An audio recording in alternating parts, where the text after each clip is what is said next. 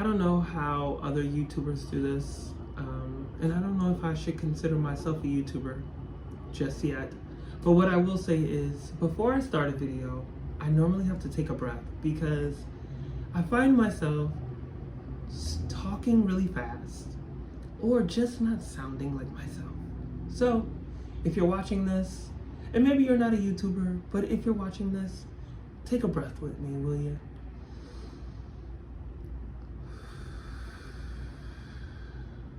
Another one.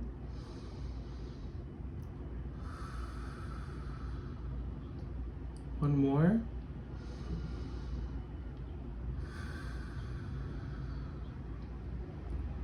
Awesome. Hi. Welcome to another video. If this is your first time watching a video by yours truly, my name is Curtis Bryant. And if you've been following me and watching my other videos, welcome back. I haven't posted a video in 2 months. My last video was about my obsession with minimalism. And honestly, I did that video because I was running out of things to talk about, but at the same time, so much was going on. And so I want to use this video as a life update video, but also to speak about some other stuff too. And we'll get there. So let's start with the life update. In the month of March, I had the wonderful opportunity of receiving a residency at an art studio not too far from my house. Now, I have been an artist since I was a kid, but I never thought that I was able or deserving of a studio. But through a lot of self-work, a lot of great community, and just a lot of self-love, I decided to apply. And I actually got it. It was big, y'all. It was big for me because it represented my growth. It represented where I am in my life. It was a big hug. It was a yes. It was like God was saying, yes, you. Yes, now, let's do this. And so, as I stated, in the month of March, in the month of March, I got a studio and I began working out of it. A lot of the work that I produced in my studio was collage based, similar to my vision board for 2021 that's right here. I wanted to work with my hands again, right? If you're an artist, I'm sending you a lot of love because it is not easy to create, or it has not been easy to create during a global pandemic. First of all, it's not easy to create in general, right? Like when you are a person that needs to be inspired, fueled, motivated, pushed, a global pandemic is not the season that you expect for any of those things to happen, right? And so as artists, as creatives, we have to find those things within ourselves. Exhausting, I agree. But I found it. And the way I found it was by deciding to work with my hands again, right? The body is a tool. The body is a vessel. The body is alive and it is here to be used, right? We are alive. So we have to use our bodies in every way that we can because it motivates and inspires and it pushes not just art, but also life, right? Literally, it literally pushes life, right? And so, again, the last 3 months, I created a lot of work using my hands, using my body, working and learning my process. Having a studio was so much more than I ever thought, right? First of all, I didn't even think I deserved it. Didn't even think I was worthy of it. Then now I have it. And so I'm like, okay, what do I do with it? And so I made the conscious decision, I'm also a graphic designer, to not take my laptop with me to my studio. I did not want my studio to feel like a office, right? At least not at the beginning. I wanted to truly treat it like an art studio. And so I did not take my laptop, and all I had was a ruler, a glue stick, canvas and all of my materials. And for 3 months, I created, I worked, I learned my process. I learned that I can work on my art for at least 2 hours before I get a little tired or a little hungry. And I also made the decision that I don't need to be there all the time, right? I think even if it's not a studio, sometimes when we are gifted things, right, blessings come to us, we feel like we have to overextend and overwhelm ourselves by doing it or being there or participating a lot more than we can actually handle. So I had to be honest with myself. And for 3 months, I only went to my studio at least once a week, right? And again, like I said, I worked for about 2 hours. Somewhere around that second month, I'm like, okay, I'm gonna have an art show. No plan, but I'm gonna have an art show. If you know me in real life, you know that if I say I'm gonna do something, I'm gonna do it. Do I always know how? No, but I'm gonna do it. So anyway, I decide to have an art show. I decide on the name. God gives me the name. God gave me the name a while back. It's probably in one of my old journals. I forgot when he gave it to me, but the show is called Anointing. The show was called Anointing. And I knew that I wanted a tagline for it, and I had been listening to a lot of music, and I get a lot of my inspiration from music, and I listen to music as I work. And so I was like, I need a tagline, and I was hearing different songs and different lyrics. And then, as I was in conversation with my curator, Rebecca, who is an amazing woman of color who helped me curate my show. As we were speaking, the tagline, "No Escaping the Water," came. And it was inspired by so many things, right? I knew that the show would represent a baptism, a wedding, and a baby shower, right? I knew that the show would represent newness, right? And when we think of baptisms, we know that they happen in water, right? And not to mention, I'm also a Pisces, so water is very special and very special to me, and it holds a lot of space in my life, in the work that I do. So we have the show tagline, and initially when Rebecca and I were discussing our process, we decided that we're gonna have the show on June 12th, which is a Saturday, in the park under the Brooklyn Bridge. So her and I get together. We're like, let's go scout out the park. We're gonna go check it out. And we go, and no lie, y'all, as we're driving to the park, we see a license plate in front of us, or she notices it before I do, that says the date, June 12, 2021.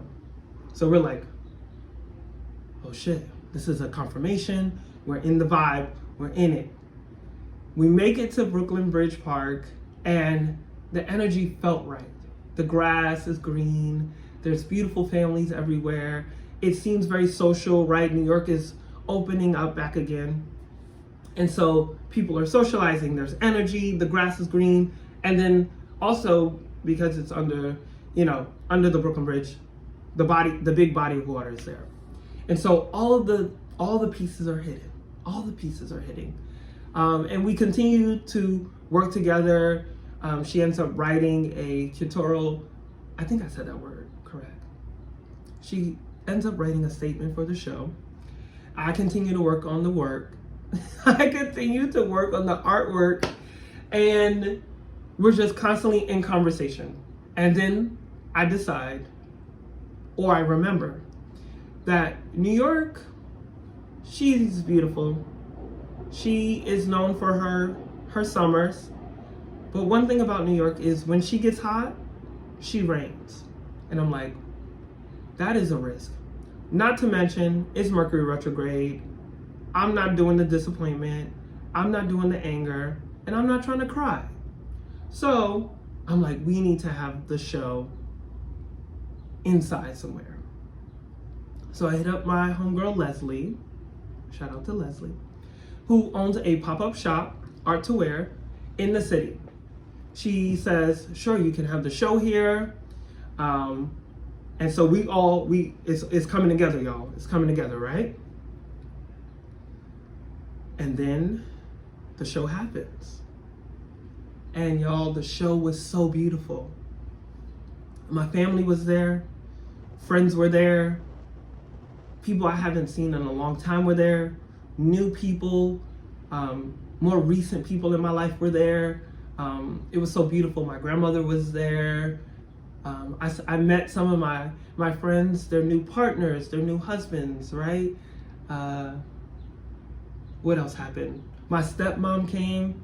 That was really big for me, very special for me because, you know, my dad and stepmom have been married for some time now, and we have been working on our relationship together, and so it was really beautiful to have her there to celebrate me in my element with people I love and loving her, and so that felt really good. But the show was a complete success, y'all.